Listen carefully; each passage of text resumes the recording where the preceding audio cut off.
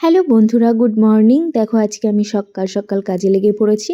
আর এদিকে তন্ময় সকাল সকাল আমাকে বাজার করে দিয়ে গেছে, কারণ আজকে বাড়িতে ভাই বোনেরা আসবে তার জন্য। তো ওদেরকে আজকে একটু স্পেশাল কোনো ডিশ রান্না করে খাওয়ানো হবে, চিকেনের। তো সেই জন্য দেখো আমি সকালবেলা তন্ময় দিকে কাজু কিশমিশ সব কিছু দিয়ে গেছে, ওটা দিয়ে রান্নাটা হবে। আর এইদিকে দেখো দুপুরবেলা খেয়ে দিয়ে আমি সবজিগুলোকে কেটে নিচ্ছি, কারণ দেখছি দেখো মেঘ করেছে দেখছি এখন কিছুদিন ধরে। আর ওই জন্য রিহান ছাদে সাইকেল চালাচ্ছিল, আর আমি ভাবলাম তাহলে ওকেও আমি খেয়াল রাখতে পারবো, আর এইদিকে আমি সবজিগুলো কেটে নিতে পারবো।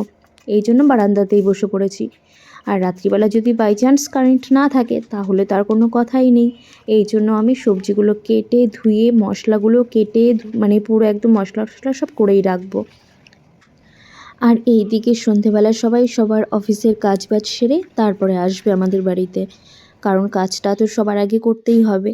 আর দেখো আমার কিন্তু গাজর বিনস কেটে ধুয়ে আমার তৈরি করে রাখা হয়ে গেছে, যাতে ওরা সন্ধেবেলা এসেই ঝটপট রান্নাটা করে ফেলতে পারে, কারণ রান্নাটা করবে তন্ময় তার জন্য।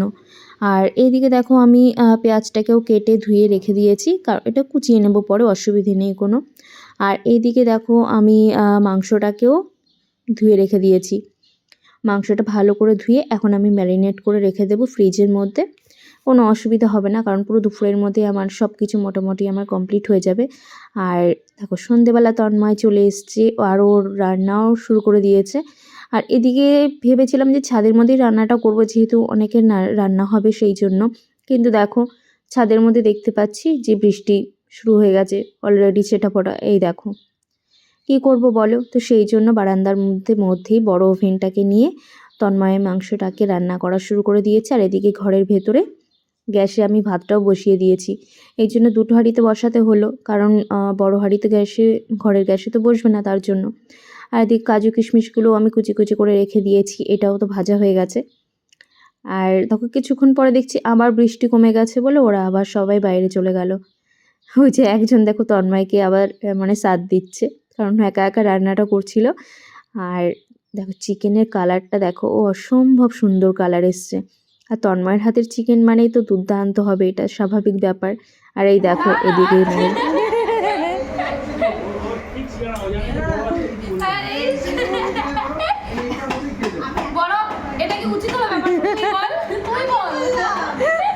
জানে তো রিঙ্কি একমাত্র পাঠাতে পারে। এরা সবাই মিলে চিকেন কষা খাচ্ছিল, আর ওই যে মাঝখানের জন দেখো খেতে পারছে না, কারণ তার দাঁতে ব্যথা। আর দেখো কেমন অসহায়ের মতো বসে আছে মাঝখানেরটা। মানে সত্যি কি বলবো, এরা দুজন খাচ্ছে ফ্রাইড রাইস। আমি কি আসছি? রিঙ্কি তো কথাই বলছে না, এত কি ভালো এটা। আর এই দিকে দেখো ঘুরতে যাওয়ার মিটিং হচ্ছে এখানে।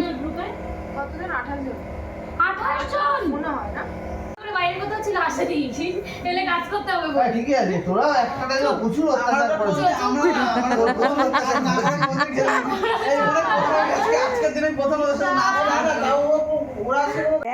যে আমি ক্যামেরা রেডি করছি, আমার বড়দা চুল ঠিক করছে।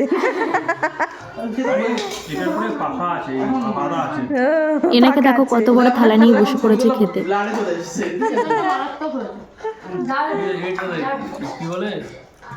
আর সারা মাস কাজ করে কাজের ফাঁকে ফাঁকে যদি সবাই মিলে না দেখা করা হয় তো ভালোই লাগে না।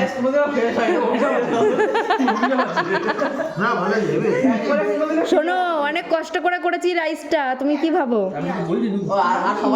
আমাদের এরকম পিকনিক তো মাঝে মাঝে হতেই থাকে। তো চলো নেক্সট ভিডিওতে তোমাদের সাথে আবার দেখা হচ্ছে। তো চলো টাটা।